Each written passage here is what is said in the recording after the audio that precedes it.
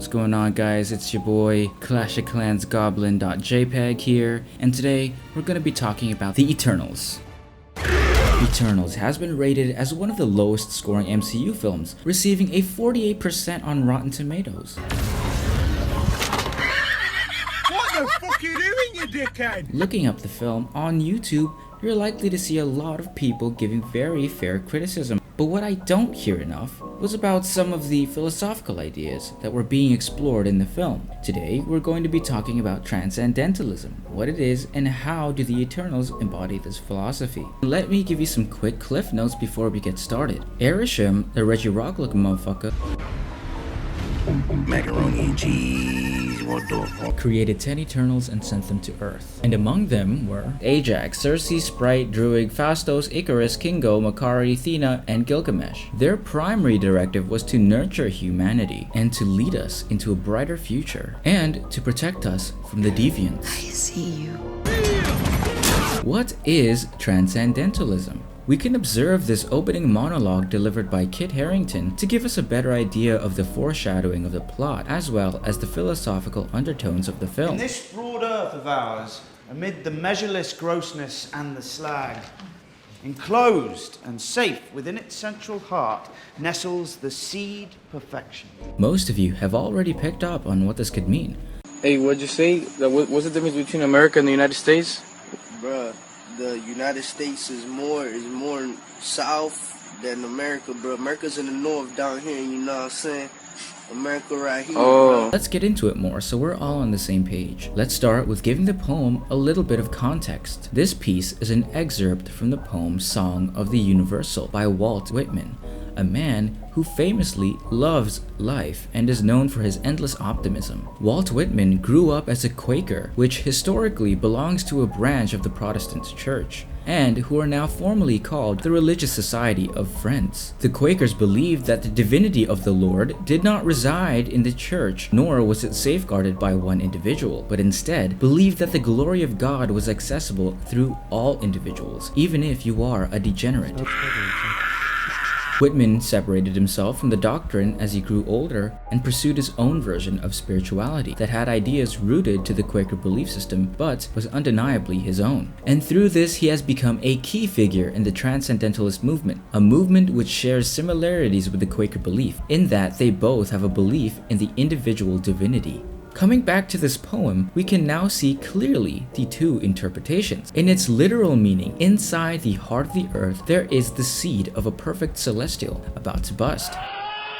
And in the metaphorical meaning, inside each creature on earth, even among humans, there is the capacity for the divine. What are the basic principles of Transcendentalism, and how have these been embodied in the film? The first principle we're going to be talking about is finding your own path. When the Eternals finished their mission to rid the earth of all deviants, Ajax's final mission for them was to explore the earth, to cut through the strings of their original purpose. Although it seemed like a daunting task, most individuals did manage to find things that they stood for and would eventually risk their lives for. And how exactly were they able to find the things that they stand for? By following what the Transcendentalists call their instincts, or as the Taoists say, their inner nature. Complete in all its majesty. This is instinct. I've done it. I've reached ultimate assist.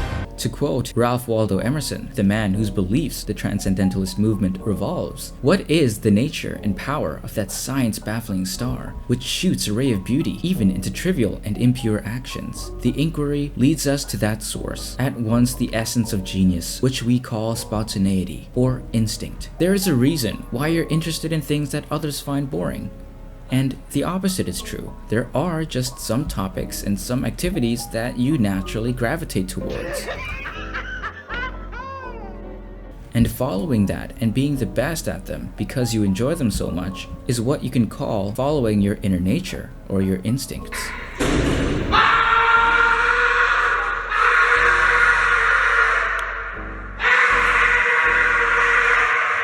As we can see, the purpose that most of the Eternals found were illogical conclusions that stemmed from their natural inclinations. Cersei loved human culture, history, and nurturing humans. So what did she do? She became a teacher who nourishes students by teaching them culture throughout history. Kingo loved the human story and sought to tell it through film. Makari loved artifacts, so she went and scoured the globe to collect them. Phastos loved creating machines and watching humans progress, but because humanity as a whole broke his heart, he instead found love in the growth and progress of his son and family. Druig loved peace between humans, so he established a utopia in the forests. Gilgamesh loved Thena, so he moved away with her to keep her safe. Thena cherished her memories, so she chose to live with her brain rot from memory overload. The ones who weren't able to find their own path was Icarus and Sprite. And what a coincidence! They are the two Eternals that seem to have the most inner conflict.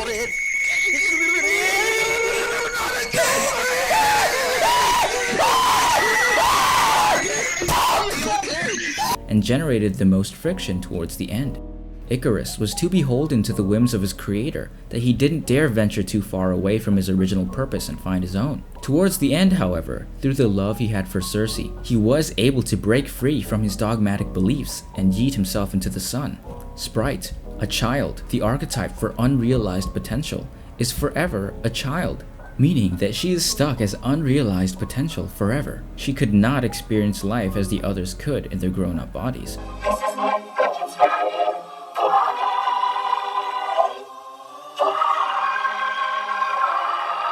And so her last wish was to become a human to finally start this process of following her story to its conclusion. In summary, the Eternals had thousands and thousands of years to find their own path, and most found their own path by listening to and following their inner nature. They were true to their unique characteristics and were not beholden to institutions or dogmatic beliefs. Which brings us to our next point. Institutions corrupt the hearts of people. Transcendentalists believe that most, if not all, individuals are inherently good, and it is through institutions that coerce them to go against their inner nature, or ideologies that inhibit the quest for their individual profound truths, that things begin to get messy. Allow me to quote from Emerson again. "Man is timid and apologetic. He is no longer upright. He dares not say 'I think,' 'I am,' but quotes from some saint or sage. The irony is not lost on me. I'm reading a quote that is telling me not to read from quotes. But this is a perfectly normal thing. Emerson himself gets many of his views from other thinkers like Plato, the Stoics, and works like the Bhagavad Gita. Emerson is saying that people are relying too much on the words of others instead of following their hearts. Just follow my fingers, look down, look down, look down, look down, look down, look down, sleep. NASA is planning on going to Mars. Hey there, our first Martian.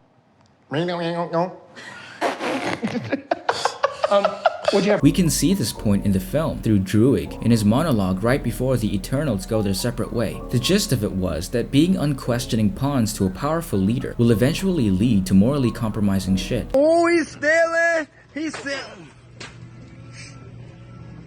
Another example of this was Phastos' atomic bomb. When Phastos has seen what carnage we're capable of, he casts his judgment on the human race. What he is really casting his judgment on are institutions that make the individual act in ways that abandon their personal morals, like the military. When he distances his involvement with these institutions and starts a family of his own, he is better able to see the goodness of the human race again, from all the little actions of his son and husband. To summarize, learning from different people is not a bad thing. The danger lies in relying solely on the words of others to alleviate the burden of finding your own thoughts through a synthesis of your learnings and experiences. Blindly following an ideology or institution undermines the unique nature of the individual by inhibiting people to find their own path, or by getting people to do heinous things through dogma. The next and last point is the oversoul. A fundamental aspect of Transcendentalism is the idea of the oversoul, the united nature of the universe. This concept may seem somewhat contradictory to the individualistic beliefs espoused so far, but it is only contradictory on the surface. When you follow your natural inclinations, where do your natural inclinations come from? And where does the motivation and energy to follow it come from?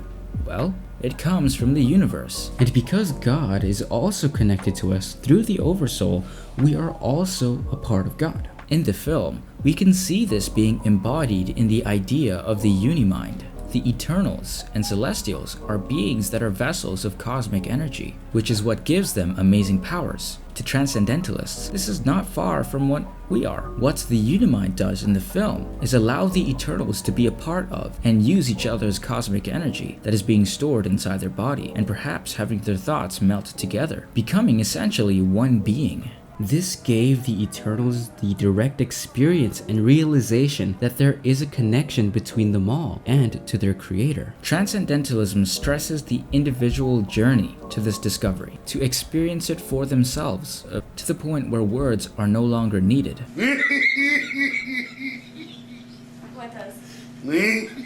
To know instinctually that within your core there is something divine, and to be fully self-reliant while still understanding the interconnectedness of all that is around you. If you've stuck around to the end, thank you so much for your time, and I hope this video was insightful to you as it was for me during my research. If you enjoyed this video, please leave a like, and nothing in the world would make me happier than knowing what you think in the comments. Also make sure to subscribe for future videos similar to this one. Bye bye.